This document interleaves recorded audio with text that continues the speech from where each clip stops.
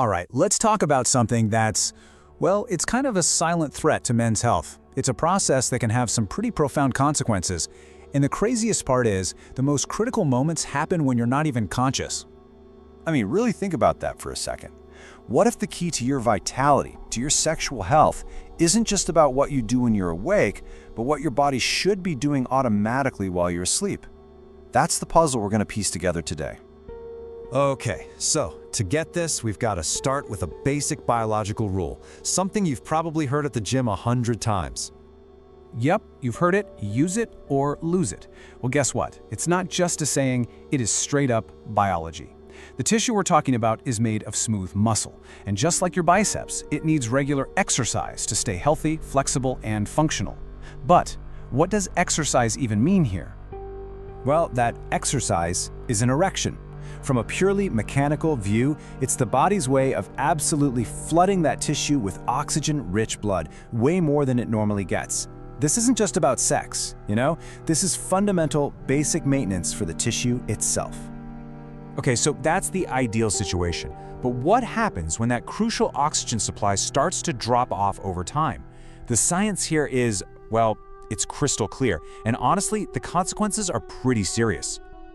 Just look at the difference here. It's night and day, right?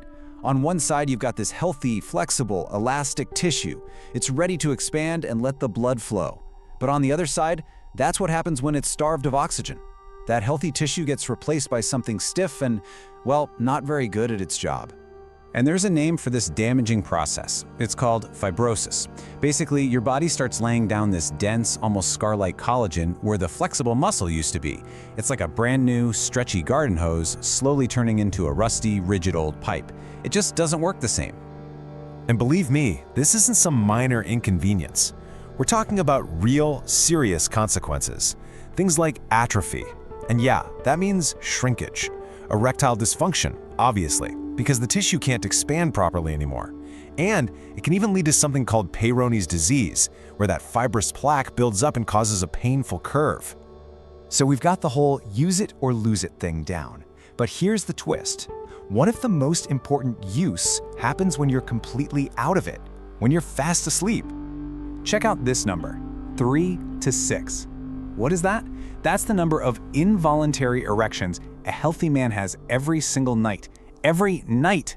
And they happen during those deep REM sleep cycles.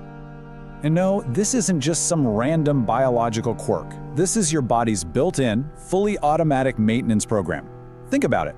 Every night, while you're sleeping, it's running this system check, pumping that tissue full of oxygen to fight off that fibrosis we were just talking about and keep everything in working order.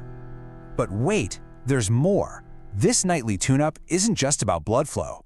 That same deep sleep is also when your body's hormone factory is working overtime. I mean, the vast majority of your testosterone gets produced right then and there during those exact same sleep cycles. And if you think a few bad nights don't matter, think again. The impact is immediate. There was a study back in 2011 that found just 1 week of poor sleep dropped the testosterone levels of healthy young men by as much as 15%. To put that in perspective, that's like hormonally aging 10 to 15 years in just 7 days. It's wild. So you can probably see how all these pieces start to connect, right? It all builds into this really dangerous feedback loop. And once you're caught in it, man, it can be really tough to get out. Here's how it goes. It all starts with poor sleep. That tanks your testosterone and cuts down on those all-important nightly erections. Then you start getting that physical tissue damage, the fibrosis. That leads to erectile dysfunction. And what does that do? It creates a ton of anxiety and frustration, which, you guessed it, makes it even harder to sleep. And the whole cycle just spins and spins, getting worse each time. Now, there's a huge, often hidden culprit in this whole downward spiral: sleep apnea. You might have heard of it. It's a condition where you literally stop breathing for short periods while you're asleep, starving your entire body of oxygen. And that, of course, includes the penile tissues.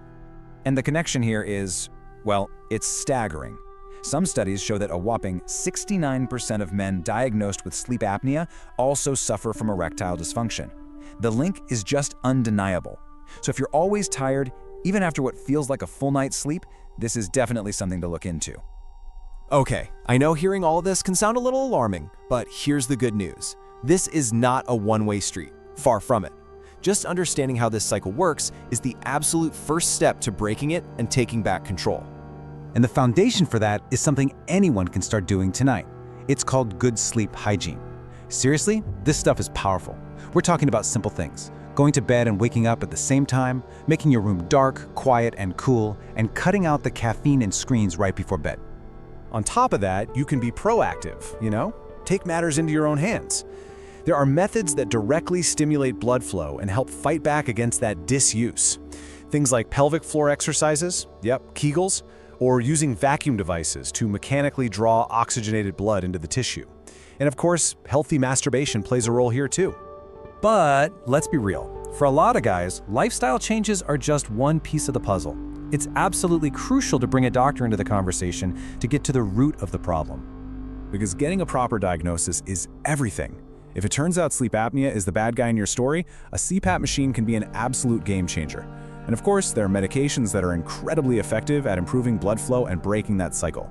The main thing is, you have to talk to your doctor. Have that open conversation and find the right path for you. So let's zoom out for a second and end with a bigger question. After all of this, do you still think sexual health is just about, performance? Or is it maybe a sign of something much, much bigger?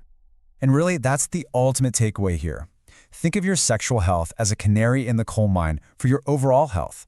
It's a direct indicator of your cardiovascular health, your hormonal health, all of it. So when you prioritize something as fundamental as a good night's sleep, you're not just fixing one problem. You're investing in your entire vitality for the long haul.